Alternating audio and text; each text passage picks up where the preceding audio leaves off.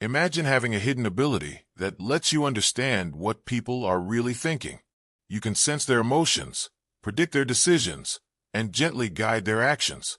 It doesn't matter if it's your boss, a close friend, a stranger, or even someone you secretly like. This isn't magic. It's psychology. Pure psychology. The same science used by influential leaders, skilled negotiators, and powerful manipulators to shape behavior without others even realizing it. In this video, you're about to learn some of the darker psychological techniques that can turn an average person into someone who deeply influences others. But listen carefully. This is for learning purposes only. Use it responsibly, because once you understand these ideas, you'll never see people the same way again. Let's start with a powerful concept known as the reverse desire effect. People often crave the very thing they're told not to do. This is a basic human instinct, and when you understand it, you can guide someone's behavior without pushing them at all. Think about it. If someone says, "Don't turn around," what's the first thing your mind wants to do? Turn around. The same happens online. If someone says, "Don't watch this video," curiosity kicks in, and you want to click. That's the reverse desire at work. You never directly ask for what you want, yet the other person ends up doing exactly that. For example, if you need a favor from a friend and you ask directly, they might ignore it or say no. But if you casually say, "I needed help with something, but it's probably too hard for you," their ego gets triggered. Suddenly, they want to prove they can do it. You never force them. You simply nudge their impulse. That's why this technique is effective, risky, and often invisible to the person experiencing it. Control the impulse, and you control the outcome. Next comes the art of shaping decisions through limited options. Most people believe they make choices freely, but in reality, they only pick from what's placed in front of them. The real power lies in designing the options, not demanding the result. Imagine you want your friend to go out with you. If you ask directly, they can easily refuse. But if you ask, "Should we go for pizza or burgers?" the situation changes. They feel in control because they're choosing, yet both answers lead to the same result. They go out with you. This is how choice framing works. It's used everywhere, from political campaigns to marketing offers. Deals like buy one get one free or 50% off on 2 items make you feel smart for choosing. But either way, you're buying. People don't want complete freedom. They want guided freedom where their pride stays intact. Control the options, and you influence the decision. Another subtle tool is guilt-based influence. Guilt is a powerful emotion that can move people more effectively than pressure.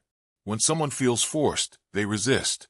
But when they feel guilty, they soften on their own. Suppose a friend keeps promising to meet you, but always cancels. If you confront them aggressively, they may pull away even more. But if you calmly say, "I understand. If I really mattered, you might have found the time," something changes. That statement acts like a mirror. It reflects their behavior back to them. Guilt starts to build, and suddenly they want to explain themselves, reconnect, and even apologize. You didn't demand anything. You simply allowed their conscience to do the work. Now let's talk about emotional control. Most human decisions are not driven by logic. They're driven by feelings. Whoever controls the emotional state controls the direction of the mind. This is emotional hijacking. It happens when someone is influenced during moments of fear, love, anger, pride, or guilt. In these moments, decisions are made based on how things feel, not how they actually are. This is why speeches that move people emotionally are more powerful than lists of facts. When emotions are activated, logic takes a back seat. That's how people make choices they later regret. If you want to influence someone's thinking, start by understanding and guiding their emotional state. People may forget the arguments you gave them, but they never forget how you made them feel. Finally, there's one of the most underestimated forms of power: silence. True strength often comes from saying less, not more. You may have experienced this growing up. When someone yells at you, it feels intense. But when someone stays quiet and simply looks at you, the tension becomes even heavier. Silence forces the mind to fill in the gaps. People assume the loudest person is the strongest, but real influence often belongs to the one who listens and observes. When you remain quiet, the other person starts to feel uneasy. Doubt, fear, and guilt begin to rise. For example, if you want the truth from someone, don't interrogate them. Simply say, "I already know," and then stop talking. The silence does the rest. Or during an argument, instead of shouting, maintain eye contact and stay calm. That quiet confidence weakens their position in their own mind.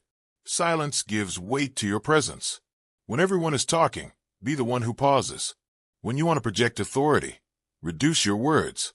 When used correctly, these psychological tools can deeply influence how people think and act. If this knowledge helped you understand human behavior even a little better, consider staying connected, because more insights like this are coming. And now it's time to take action. You can challenge yourself for the next 7 days to apply these ideas consciously and build a stronger, more aware version of yourself. The full roadmap for that challenge is explained in the next video on your screen. Click it, watch it, and I'll see you there.